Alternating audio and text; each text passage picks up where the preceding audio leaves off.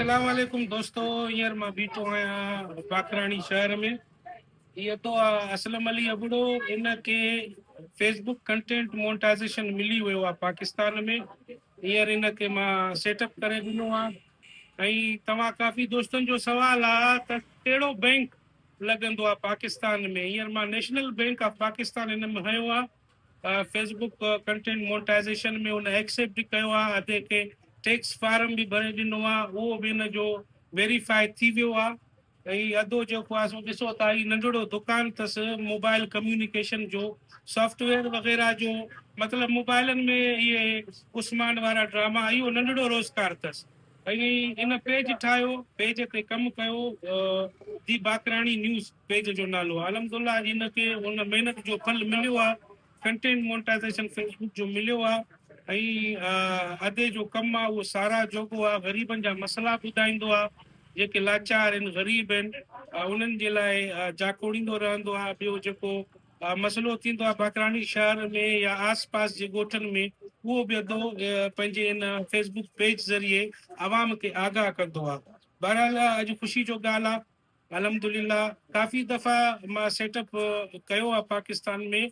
Bank account reject करे पोइ पाकिस्तान जा काफ़ी बैंक अकाउंट अल्हम्दुलिल्लाह नेशनल बैंक इन खयो आहे। वधीक जेको आहे सो इन जो अर्निंग थींदो, जेको मैक्सिमम इन जो पे आउट आहे $100, उहो जॾहिं अचे इन खे पे ते पैसा इन खे मिलनि, वधीक असां तव्हांखे ख़ुशख़बरी ॾींदासीं। छो त जॾहिं बि पैसा ईंदा आहिनि न, त बैंक वारा चवंदा आहिनि त जेसि ताईं क्लियर न थियनि असां पैसा न ॾींदासीं। तो उन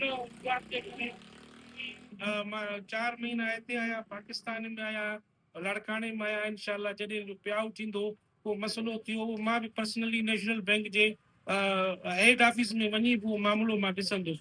पर ख़ुशी जो ॻाल्हि आहे, अचो त इन अधे जो पाण साफ़ी बि आहे, पेज बि हलाए थो, इन जा तासरात ॿुधूं था त कंटेंट मोनेटाइज़ेशन इन खे मिलियो आहे। इन जो जेको अंदरि जो ख़ुशी आहे उहो कीअं आहे। जी भाऊ। सभ खां पहिरियों तव्हांजी वॾी महिरबानी। लख थोरा जो तव्हां असांजे हिकु मैसेज ते आयो, अलाह पाक तव्हांखे सलामत रखे। Thank U very much. ऐं ॿियो इन कॉन्टेंट जे हवाले सां काफ़ी टाइम खां वठी मां वेटिंग में हुयुमि त इहो कॾहिं पाकिस्तान थींदो। ऐं असांखे ॾाढी महिनत आहे कयो ॾिठो वञे त सोशल मीडिया जे ज़रिए, ऐं हुनजो कोई बि बेनिफिट नथो मिले। पर अॼु अल्हम्दुलिल्लाह तव्हांजे वसीले, तव्हांजे जेको आहे फेसबुक जे तरफ़ां जेको आहे इहो जेको कॉन्टेंट टूल मिलियो मोनेटाइज़ेशन जो, ऐं तव्हां ई ऑन करे ॾिनो समूरा जेके बि हुन जी रिक्वायरमेंट्स हुयूं, तव्हां पूरी कयूं। अलाह ताला तव्हांजी ख़ुशि रखे, सलामत रखे।